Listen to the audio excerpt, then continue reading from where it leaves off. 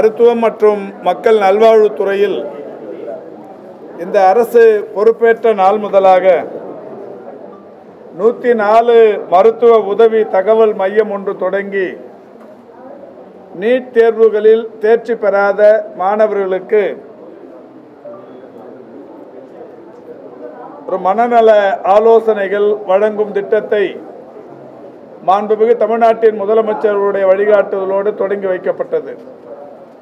தொடர்ச்சியாக கடந்த 4 ஆண்டுகள் ஒவ்வொரு ஆண்டும் நீட் தேர்வுகளில் பங்கேற்று தேர்ச்சி பெறாத மாணவர்களுக்கும் நீட் தேர்வில் தேர்ச்சி பெற்று மருத்துவத்திற்கு இடம் கிடைக்காத மாணவர்களுக்கும் மனநல ஆலோசனைகள் தொடர்ந்து வழங்கப்பட்டு கொண்டிருக்கிறது.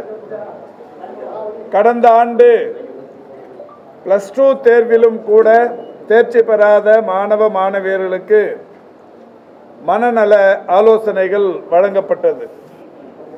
இந்த 104 ஆலோசனை மையத்தை பொறுத்தவரை மனநல ஆலோசனைகள் வழங்குவது என்பதையும் கடந்து அம்மாணவர்களின் எதிர்கால கல்விக்கு என்னவெல்லாம் உதவி தேவைப்படுகிறதோ, எதை படிப்பதற்கு வாய்ப்புகள் இருக்கிறது என்பது குறித்தான விளக்கங்களையும் தொடர்ந்து எடுத்து சொல்லப்பட்டு வருகிறது. அந்த வகையில் இந்த ஆண்டு தமிழ்நாட்டில் நீட் தேர்வு எழுதிய மாணவர்கள் 1,35,715 பேர். இதில் தேர்ச்சி பெற்ற மாணவர்கள் 76,181 பேர். தேர்ச்சி பெறாத மாணவர்கள் 59,534 பேர். முதல் கட்டமாக 80 மனநல ஆலோசகர்களை கொண்டு 2 ஷிப்டுகள் என்கின்ற வகையில் இன்றைக்கு இந்த மனநல ஆலோசனைகள் வழங்கும் பயிற்சி திட்டம் தொடங்கப்பட்டிருக்கிறது. 80 மனநல ஆலோசகர்களும் இந்த பயிற்சியினை தொடர்ந்து மேற்கொண்டு வருகிறார்கள். காலையிலிருந்து தொடங்கிய இந்த மனநல ஆலோசனைகளில் வாயிலாக இப்பொழுது வரை சற்றேறக்குறைய 600க்கும் மேற்பட்ட மாணவியர்களோடு தொடர்பு கொண்டு பேசப்பட்டிருக்கிறது. அதில் ஒரு 30% பேர் இணைப்பு கிடைக்கப்பெறாத நிலையில் இணைப்பு கிடைக்கப்பெற்ற 70% என்கின்ற வகையில் இன்றைக்கு அந்த மாணவர்களோடு தொடர்பு கொள்ளப்பட்டிருக்கிறது. அந்த மாணவர்களிடத்தில் நீட் தேர்வில் தேர்ச்சி பெற தவறி இருந்தாலும் அடுத்தடுத்த வாய்ப்புகள் இருக்கிறது. மீண்டும் இதே தேர்வை சந்திக்கும் நிலையும் இருக்கிறது. எனவே மனம் தளராமல் உங்களுடைய படிப்பை தொடர வேண்டும் என்று அறிவுறுத்தப்படுகிறது. அதேபோல் பெற்றோர்களிடத்திலும் கூட பிள்ளைகளிடம் அதிகமாக உணர்ச்சி வசப்படக்கூடாது, அதிகமாக கோபப்படக்கூடாது, குழந்தைகளிடத்தில் அதிக பயத்தை ஏற்படுத்திடக்கூடாது, பதட்டத்தை விளைவிக்கக்கூடாது என்று அவர்களுக்கும் அறிவுறுத்தல் சொல்லப்பட்டு வருகிறது. அந்த வகையில் இன்றைக்கு இந்த பயிற்சி தொடங்கப்பட்டிருக்கிறது. 59,534 பேர் இலக்கு என்கின்ற வகையில் இந்த பயிற்சி தொடங்கப்பட்டாலும் தேர்ச்சி பெற்றிருப்பவருடைய எண்ணிக்கை 76,181 பேர். இந்த 76,181 பேரில் MBBS என்கின்ற மருத்துவ இளங்கலை படிப்புக்கு மட்டும் ஒரு 11,850 பேருக்கு மட்டுமே வாய்ப்பு. தமிழ்நாட்டில் இருக்கிற ஒட்டுமொத்த அரசு டீம்டு மற்றும் தனியார் மருத்துவக் கல்லூரிகள் ESI உட்பட 75 மருத்துவக் கல்லூரிகள் இருக்கிறது. இந்த 75 மருத்துவக் கல்லூரிகளிலும் இளங்கலை மருத்துவத்தில் படிப்பதற்குரிய வாய்ப்பு என்பது 11,850 பேருக்கு மட்டுமே. எனவே தேர்ச்சி பெற்றிருப்பவர்கள் 76,181 பேருக்கும் மருத்துவம்தான் இலக்கு என்கின்ற வகையில் அவர்கள் தேர்வை அணுகி இருந்தாலும் இந்த வாய்ப்பு என்பது இவ்வளவு பேருக்கு மட்டும்தான் என்பது அறிவுறுத்தப்படுகிறது. அதோடு மட்டுமல்லாது இதை தொடர்ந்து MBBS என்கின்ற இந்த மருத்துவ படிப்பை தொடர்ந்து வெவ்வேறு வாய்ப்புகளும் இருக்கிறது என்று அறிவுறுத்தப்படுகிறது. குறிப்பாக பல் மருத்துவம், நர்சிங், பாராமெடிக்கல்ஸ் என்று ஏறத்தாழ 20,000க்கும் மேற்பட்ட படிப்புகளில் சேர்வதற்குரிய வாய்ப்புகள் இருக்கிறது. எனவே இந்த மருத்துவம் 11,000க்கும் மேற்பட்டவர்கள் தொடர்ந்து ஒரு 20,000க்கும் மேற்பட்டவர்களுக்கு பல் மருத்துவம் போன்ற மருத்துவம் சார்ந்த படிப்புகளோடு வாய்ப்பு இருக்கிறது என்பதும் அவர்களுக்கு அறிவுறுத்தப்படுகிறது.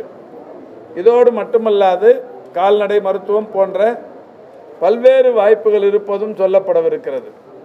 அத்துடன் மருத்துவத்துறையிலேயே இந்தியன் மெடிசன் என்று சொல்லக்கூடிய சித்தா, ஆயுர்வேதம், யுனானி, ஹோமியோபதி போன்ற படிப்புகளையும் நீங்கள் தொடரலாம் என்கின்ற வகையிலான அறிவுறுத்தல் அவர்களுக்கு சொல்லப்படவிருக்கிறது. நீட் தேர்வு இல்லாமலேயே நேரடியாக 12ஆம் வகுப்பு பொதுத் தேர்வு மதிப்பெண்களை வைத்து சேரக்கூடிய ஒரு வகுப்பான யோகா போன்ற வகுப்புகளை படிப்பதற்கும் வாய்ப்பு இருக்கிறது என்கின்ற விஷயங்கள் மாணவர்களுக்கும் பெற்றோர்களுக்கும் அறிவுறுத்தப்படவிருக்கிறது. எனவே மாணவர்களின் மனநிலையை இன்றைக்கு திடப்படுத்துகிற வகையில் அடுத்தடுத்து இருக்கிற வாய்ப்புகள் அவர்களுக்கு அறிவிக்கின்ற வகையில் மாணவர்களுடைய மனதில் சிறிய அளவிலான குழப்பமும் ஏற்பட்டுவிடக்கூடாது என்பதில் கவனமாக இந்த அரசு குழப்பத்தை களைகின்ற வகையிலான ஒரு முயற்சியாக இந்த மனநல ஆலோசனை பயிற்சி இப்பொழுது தொடங்கப்படுகிறது. இந்த 59,534 பேரையும் கடந்து இந்த தேர்ச்சி பெற்றிருக்கிற 76,181 பேர் அடுத்த கட்டமாக அதில் யாருக்கெல்லாம் குறைந்த அளவிலான மதிப்பெண்களை பெற்று இந்த மருத்துவம் போன்ற படிப்புகளுக்கு இடம் கிடைக்காது என்று நமக்கே தெரியும். அந்த வகையிலான தேர்ச்சி பெற்றிருப்பார்கள், ஆனால் குறைந்த மதிப்பெண்களை பெற்றிருப்பார்கள். அவர்களுக்கும் கூட இந்த மனநல ஆலோசனைகள் வழங்கப்படவிருக்கிறது.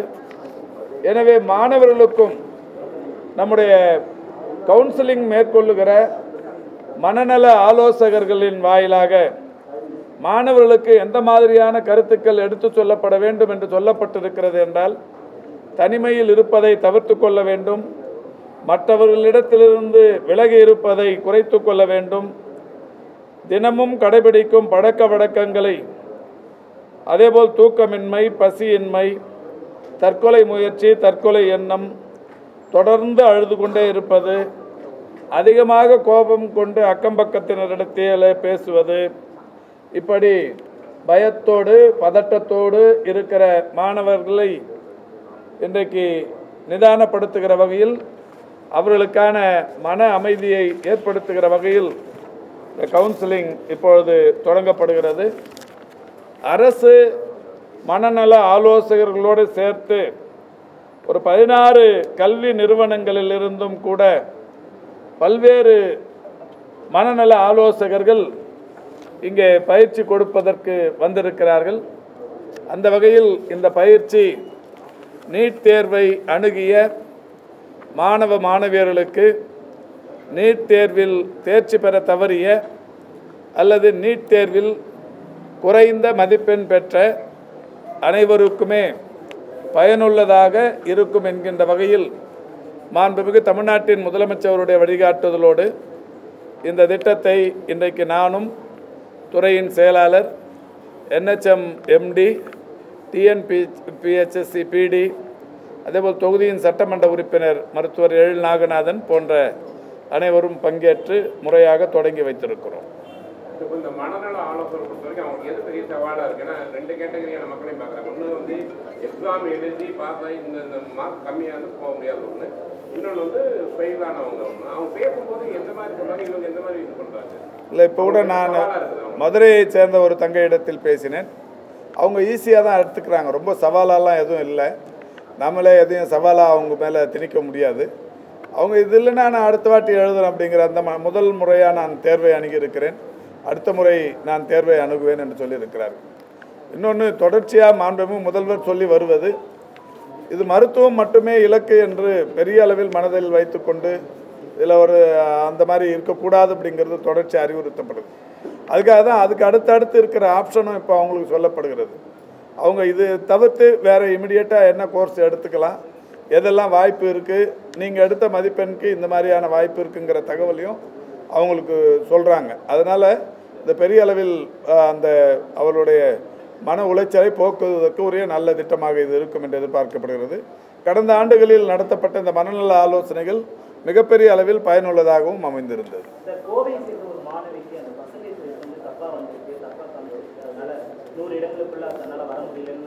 அதான் சொல்லியிருக்காங்க. இப்போ முதல்ல 100 இடத்துல 6 மாணவர்கள் தமிழ்நாட்டை சேர்ந்தவர்கள் வந்திருப்பது என்பது மகிழ்ச்சி. கோவையை சேர்ந்த மாணவியின் அந்த கருத்தும் நேற்றைக்கே கோவையில் எங்களிடத்தில் பத்திரிகையாளர்கள் தெரிவித்தார்கள். நம்முடைய துறையின் செயலாளர் இது மாதிரியான குழப்பம் இருப்பதாக தெரிகிறது என்று சம்பந்தப்பட்ட அந்த தேர்வு முகமைக்கு இப்பொழுது கடிதம் எழுதவிருக்கிறார், அவர்களுடன் பேசவிருக்கிறார். அலுவல் அதாவது அதிகாரிகளிடத்தில் அதற்கான விளக்கங்களை நம்முடைய இந்த மாணவியின் புகார் குறித்தான விளக்கங்களை நேரடியாக அவர்களிடத்தில் பேசவிருக்கிறார்.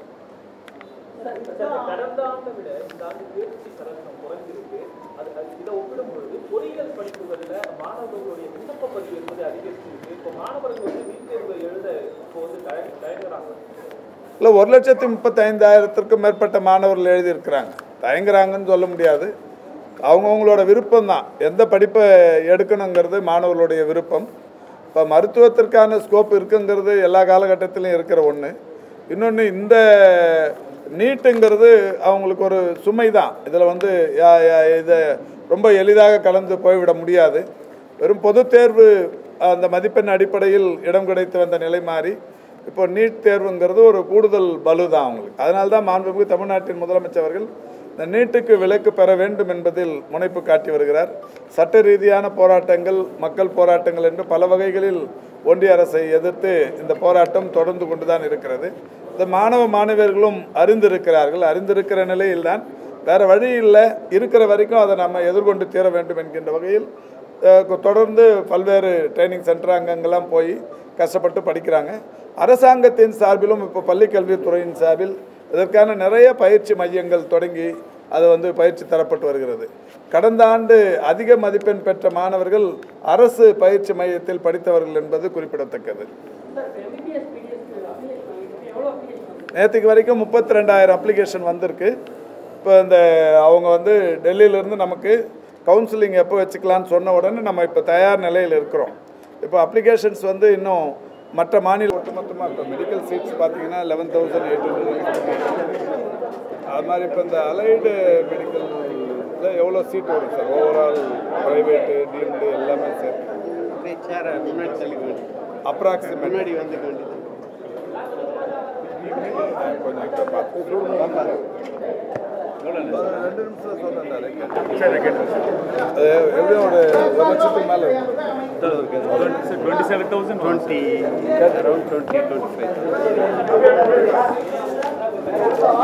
இல்லங்களில் இன்னும் ரிசீவ் பண்ண ஆரம்பிக்கல. நம்ம முதல்ல வாங்க ஆரம்பிச்சிட்டோம்.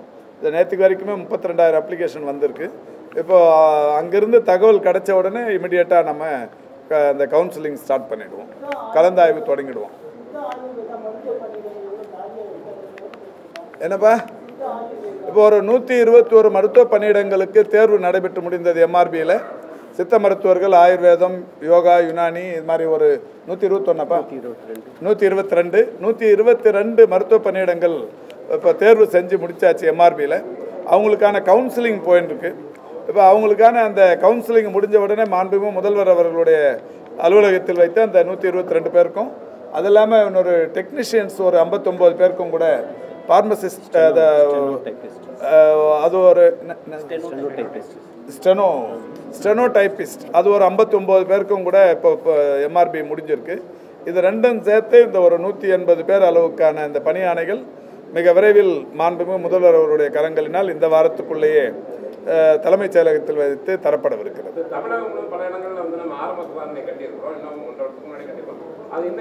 இல்லை, இது சம்பவமாக நான் 2-3 நாளாக சொல்லின்னு இருக்கிறேன். ஒரு 50 ஆரம்ப சுகாதார நிலையங்கள், நகர்ப்புற ஆரம்ப சுகாதார நிலையங்கள் கட்டி முடிக்கப்பட்டு விட்டது. அதுக்கான HR பணியாட்கள் நியமிக்கும் பணிகளும் தற்போது முடிவுறும் தருவாயில் இருக்கிறது. அது இப்போ அந்த பணியாட்கள் புதிதாக நியமிக்க வேண்டிய சூழல் இருக்கிறதால் அதுவும் இப்போது தயார் நிலையில் இருக்குது.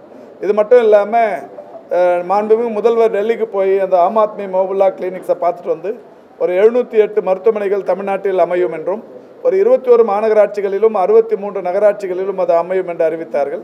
அந்த வகையில் அறிவித்த ஒரே ஆண்டில் ஒரு 500 மருத்துவமனைகள் திறந்து வைத்தாகிவிட்டது. இன்னும் ஒரு 208 திறக்கணும். அதுக்கு HR வந்து இப்போ தான் கம்ப்ளீஷன் ஆயிருக்கு. அதுக்கு HRஐ பொறுத்த வரைக்கும் டிஸ்ட்ரிக்ட் ஹெல்த் சொசைட்டி மாவட்ட ஆட்சித்தலைவர் தலைமையில் தான் அதை தேர்வு பண்ணுறாங்க. அது முடிகிற தருவாயில் இருக்குது.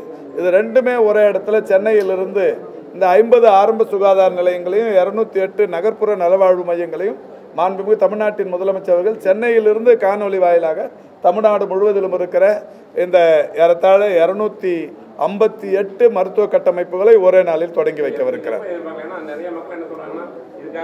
இல்லை, எதிர்பார்க்கறதுங்கிறது இல்லைங்க. இதுக்கு HR போடணும். கட்டடம் கட்டி முடிச்சாச்சு. இன்ஃப்ராஸ்ட்ரக்சரை பொறுத்த வரைக்கும் ஓவர். இப்போ இந்த பணியிடங்கள் நிரப்புவதற்கு என்று ஒவ்வொரு மாவட்ட ஆட்சித்தலைவரும் பத்திரிகைகளில் விளம்பரப்படுத்தி தேர்வு நடத்தி முறையாக தேர்ந்தெடுக்கிறாங்க. இந்த அரசை பொறுத்தவரை பணியாளர்கள் நியமனங்களில் வெளிப்படைத்தன்மை, ஒரு நேர்மையான அணுகுமுறை, இந்த மாதிரியான பல்வேறு வழிகாட்டு நெறிமுறைகளை மிக சிறப்பாக கையாண்டு வருகிற காரணத்தினால் ஓரிரு நாட்கள் இதில் காலதாமதம் ஏற்படுது. என்றாலும் இன்னொரு 10 நாட்களுக்குள் அது திறப்பதற்கு முதல்வரிடத்தில் தேதியினை பெற்று சென்னையில் ஒரு பெரிய நிகழ்ச்சியின் மூலம் இந்த 208 அது ஒரு 50 258 மருத்துவ கட்டமைப்புகளும் ஒரே நாளில் திறந்து வைக்கப்படுவது. இது முடிஞ்சோன்னே தானே அது இதுதான் இப்போ தொடங்கி இருக்கிறோம். விண்ணப்பங்கள் கொடுப்பதை பொறுத்தவரை ஓரிரு நாளில் தொடங்குவோம். கவுன்சிலிங்கை பொறுத்த வரைக்கும் MBBS முடிஞ்சு அதுக்கப்புறம் எந்த தேதியில் அதுக்கும் ஆயுஷ் நிர்வாகம் சொல்லுதோ அப்போ பண்ணுவோம். சரி.